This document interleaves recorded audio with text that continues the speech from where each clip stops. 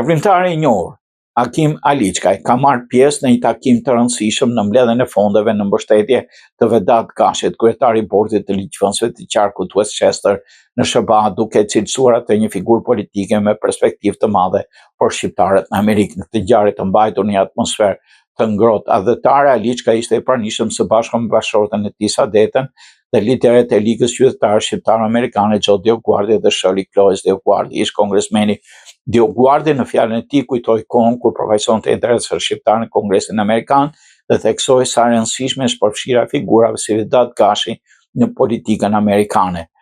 Tha Aliçkaj duke vlerësuar rolin e Dioguardit si zë i hershëm i çështjes shqiptare në Washington.